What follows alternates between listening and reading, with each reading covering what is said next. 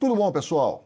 Nesse vídeo nós vamos falar sobre dois assuntos. O primeiro assunto, que é o mais importante de todos, é sobre o critério de qualificação de pessoas, não só para o L1B, que é o que a gente vai falar sobre ele aqui nesse vídeo, mas ele abrange outros vistos, inclusive possibilidades de green card e tudo mais, para o critério de avaliação daquelas pessoas que nascem em determinadas regiões e que elas têm ali culturalmente o atributo de conhecer bem aquele tipo de cultura, aquele tipo de procedimento ou aquele tipo de atitude que é o que precisa ser apresentado dentro de um processo, tá?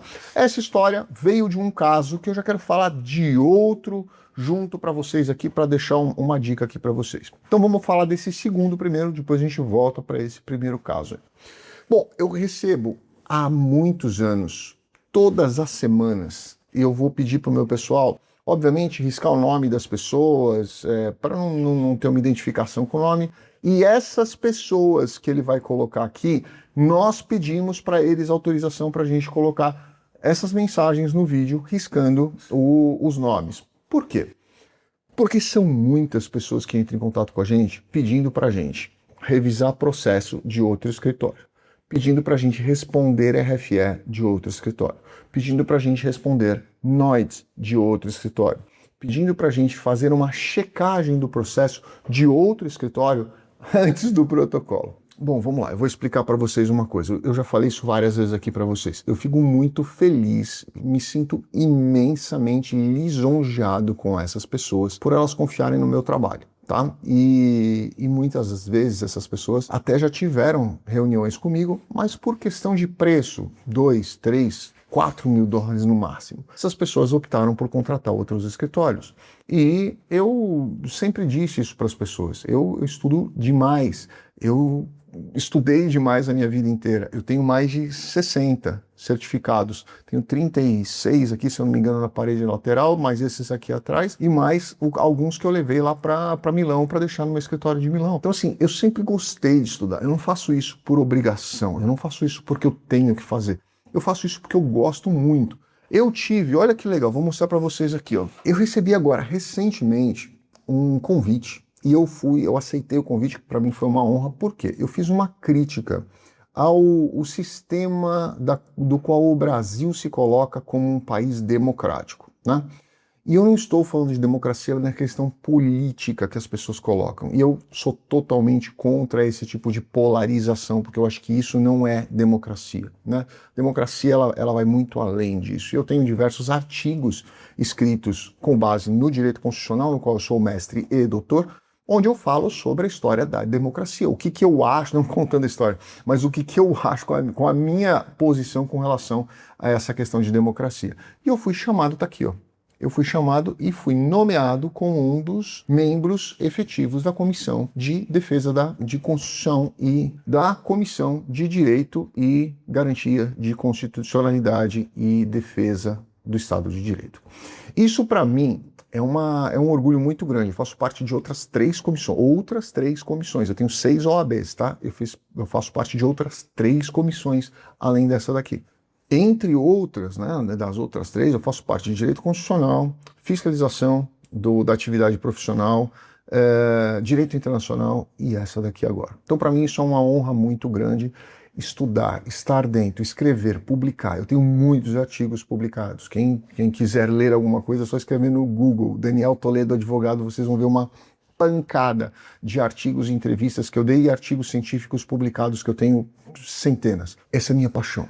Eu fico muito feliz quando as pessoas vêm confiar no meu trabalho e entregar essa confiança para o meu trabalho. E eu tento, pelo menos, cuidar de uma forma extremamente cautelosa. Lógico, ninguém é perfeito, ninguém é 100%, mas eu tento cuidar de uma forma extremamente cautelosa e estudar cada vez mais para poder oferecer isso para os meus clientes. Mas quando alguém vem pedir para eu supervisionar o trabalho de um outro advogado, eu vou sugerir uma coisa para vocês. Primeiro, escolha bem o advogado que vai protocolar o seu processo, tá? Eu vou ficar muito feliz em fazer esse trabalho para vocês. Mas se vocês me chamarem depois para fazer uma supervisão no trabalho de outra pessoa, em alguns casos eu acho que não é ético. Em outros casos, você vai gastar muito mais do que se você tivesse nos contratado desde o início. Por quê? Porque eu vou cobrar os honorários para fazer a supervisão, e não uma supervisão no trabalho dele, mas fazer um estudo do trabalho inteiro para poder entregar a você um relatório, um laudo, uma análise do que está dentro do processo, né?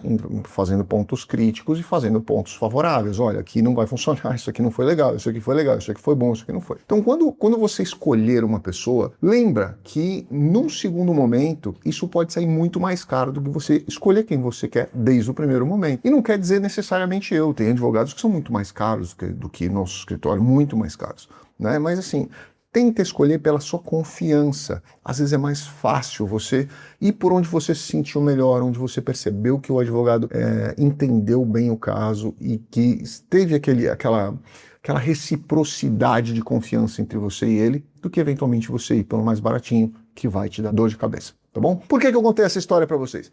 Porque ela se originou numa história de uma pessoa onde ele veio de um outro escritório. E eu vou respeitosamente chamar de escritório por questão de educação, porque na verdade eles não são escritórios, não tem nem sequer uma possibilidade de um dia assinar um processo, em lugar nenhum do mundo eles têm, tá? Mas eles vendem processos como se fossem produtos de prateleira, venderam processo para essa pessoa e ele recebeu uma RFE, né, questionando uma série de coisas. Dentre essas coisas, olha que curioso, esta pessoa, ele é uma pessoa que trabalha no Rio Grande do Sul, numa churrascaria do Rio Grande do Sul, que tem uma filial no Texas. Mentira, ela tem 2 filiais no Texas, em 2 cidades diferentes. Quando ele fez esse pedido de transferência dessa pessoa, eu não faria esse caminho através do L1B, tá? Eu, principalmente pelo conhecimento técnico que esse funcionário tem, eu não faria. Mas essa empresa fez através de um L1B. E o consulado travou e começou a fazer um monte de perguntas em cima dessa questão do LB, que ele podia ter respondido com uma única página, só uma página, tá? Mas a pessoa não sabia responder, porque ela nunca estudou, ela não é advogada. E eu não acho que essa pessoa seja culpada de não saber. Eu acho que ela é culpada de vender algo que ela não tem capacidade para entregar. Esse é o problema. Ela não conhece de processo. E aí o que acontece? Olha a história. A churrascaria do Rio Grande do Sul precisa transferir funcionários para uma das churrascarias, que é a nova, no Texas. 4 funcionários mais precisamente. Obviamente, todo mundo sabe, L1A é a transferência do sócio, gerente, gestor ou administrador de uma empresa no Brasil para sua filial subsidiária ou coligada no exterior, nos Estados Unidos. O L1B é a transferência de equipe, de funcionários, de empregados, de pessoas do operacional, tá? É muito mais fácil passar um L1B do que um L1A? Sem dúvida. Mas eu não acho que esse fosse o caso, né? E eu acho que o agente de imigração também quis dar uma alfinetadinha ali para falar, olha, peraí que essa história aqui está mal contada. Ele começou a trazer diversas pessoas e a justificativa por trazer essas pessoas era exclusivamente a estrutura da necessidade de contratar um estrangeiro. Ponto. Né? Ele não fez nenhum argumento, ele não justificou, ele só falou, olha, essa pessoa trabalha comigo aqui há 2 anos, eu quero mandar essa pessoa para os Estados Unidos para fazer atendimento, servir as carnes e fazer a parte da equipe. Muito provavelmente esse L1, na hora que eu estou gravando esse vídeo, ainda não foi negado, mas possivelmente ele vai ser negado, porque existem diversas questões ali que deixaram de ser abordadas nesse processo, que tinham que ser trazidas, e são questões que fazem parte do rol de requisitos do L1B, certo? Mas qual era o ponto aqui? É isso que eu quero falar para você. Ele se esqueceu de uma única coisa.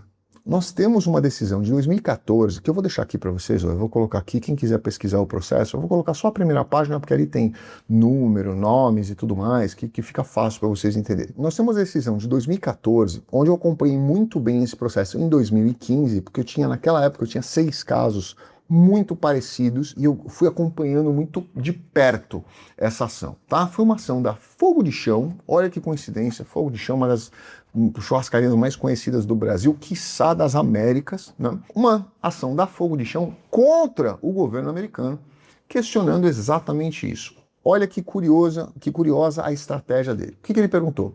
A pessoa que nasce num determinado local, numa determinada região, e é criada dentro de uma cultura específica, e aquela cultura é uma condição sine qua non, sem a qual não existiria o resultado. Traduzindo para vocês, é uma condição sem a qual seria impossível a contratação de outra pessoa.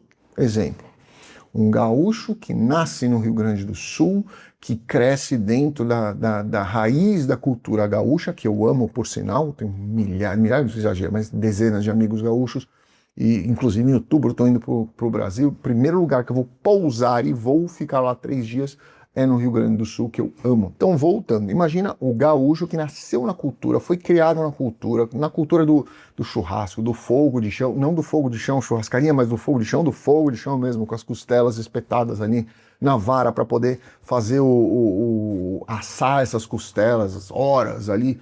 Esta pessoa, o fato dela nascer nessa condição, dá a ela uma habilidade extraordinária, olha o clique, uma habilidade extraordinária a ser reconhecida e aplicável a um processo.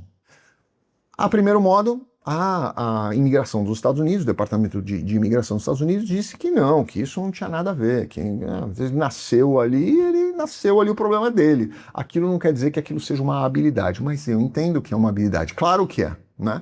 O gaúcho ele já nasce com isso conhecendo, né? Assim como o carioca já nasce sabendo desviar de bala, assim como o paulista já nasce com um despertador na cabeça e o chefe mandando ele trabalhar mais. É cultural de cada região. Isso é sim reconhecido como uma habilidade. E a Corte de Apelações dos Estados Unidos, como vocês podem ver aqui, deu ganho parcial de causa para fogo de chão, porque eles pediram outras coisas. Mas nessa questão específica da qualificação, fazer parte dessa qualificação de nascença da pessoa, sem ela ter estudado ou sem ela ter praticado, mas aquilo veio naturalmente da cultura dela, aquilo ali é reconhecido como uma habilidade extraordinária?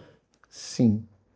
Então por que foram protocolar um L1B para este gaúcho, nascido no Rio Grande do Sul, trabalhando numa churrascaria com uma história inteira do interior do Rio Grande do Sul, com outras 3 churrascarias de trabalho no currículo dele, 16 anos trabalhando em churrascaria? Por que isso não foi alegado num processo? E por que não foi escolhido talvez um outro processo, que seria mais barato, mais rápido, mais simples e teria resolvido a questão dele, né?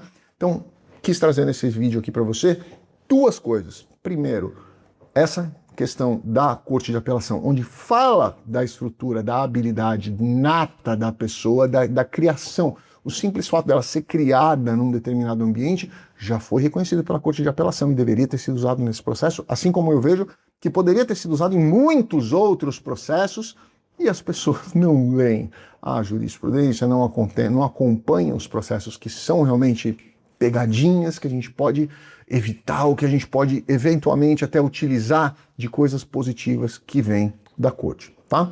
Então fica essa dica aí para vocês. Primeiro, converse com o advogado que vocês conhecem, que vocês confiam, que vocês conversem para que ele demonstre se ele tem conhecimento ou não, se ele fala rapidinho, se ele te dá informação, se ele traz para você informação, para você conhecer sobre aquilo que você está fazendo e se ele demonstra que ele conhece intimamente aquilo que ele vai fazer.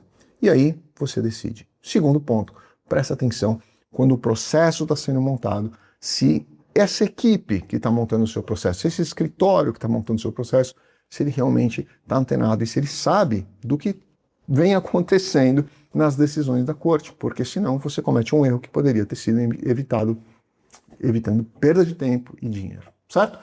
Grande abraço, fiquem com Deus, obrigado, boa semana para vocês.